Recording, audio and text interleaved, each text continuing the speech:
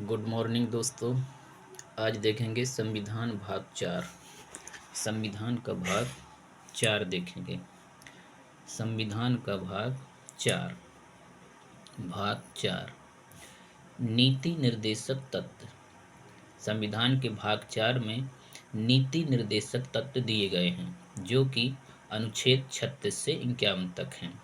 अनुच्छेद 36 से 51 तक संविधान के भाग चार में नीति निर्देशक तत्व दिए गए हैं। देखेंगे नीति निर्देशक तत्व भारतीय संविधान में आयरलैंड के संविधान से लिया गया है। जो नीति निर्देशक तत्व हैं वो भारतीय संविधान में आयरलैंड के संविधान से लिया गया है। लेकिन परंतु जो आयरलैंड का संविधान है ना, आयरलैंड ने भी स्पेन के संविधान से ये नीति निर्देशक तत्व लिए थे। आयरलैंड ने भी स्पेन के संविधान से लिया था, जो देश के लिए बहुत ही जरूरी है, जो देश के लिए अति महत्वपूर्ण है। जो क्या है, किसी भी देश के लिए अति महत्वपूर्ण है। अनुच्छेद 36 में क्या दिया गया है? अनुच्छेद 36 क्या कहता है? नीति निर्देशक तत्व की परिभाषा। अनुच्छेद 36 क्या बताता है? नीति निर्देशक तत्व की परिभाषा। किसकी परिभाषा? नीति निर्देशक तत्व की परिभाषा को बताता है। क्यों?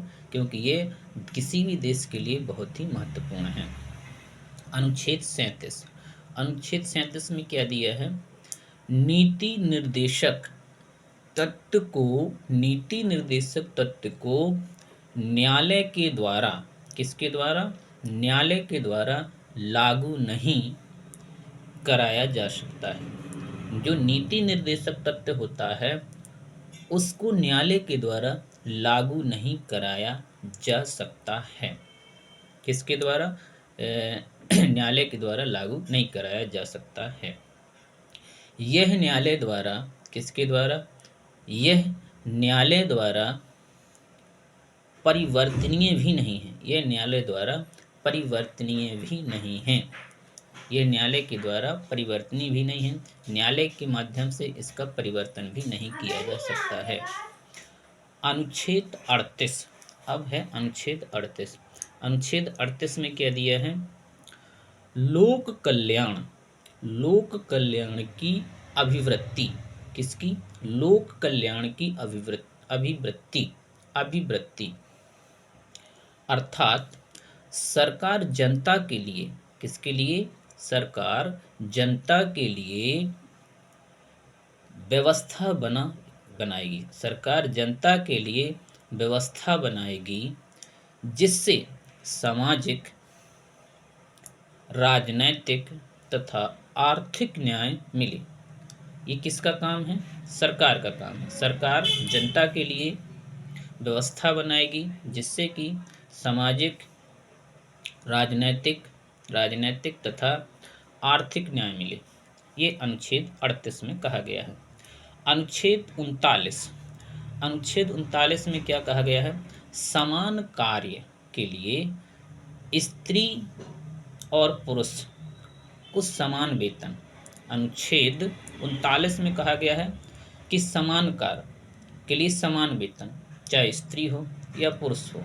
अगर कार्य एक समान है, काम अगर एक समान है, तो चाहे स्त्री हो चाहे पुरुष हो, दोनों को एक समान वेतन दिया जाएगा। ये कहा गया है अनुच्छेद 39 में। किस में कहा गया है? अनुच्छेद 39 में। अनुच्छेद 39 का क।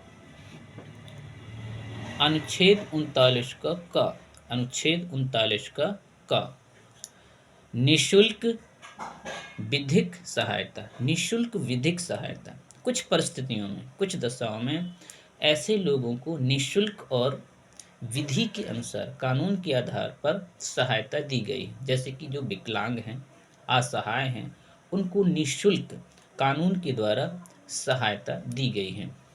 ये अनुच्छेद 39 के का में कहा गया है। अनुच्छेद 39 के का में। अनुच्छेद 40, अनुच्छेद 40 में क्या कहा गया है? ग्राम पंचायत का गठन, मतलब ग्राम पंचायत का संगठन, यानी ग्राम पंचायतों का निर्माण। ठीक है, अनुच्छेद 40 में, अनुच्छेद 40 में कहा गया है ग्राम पंचायत का गठन। किसका?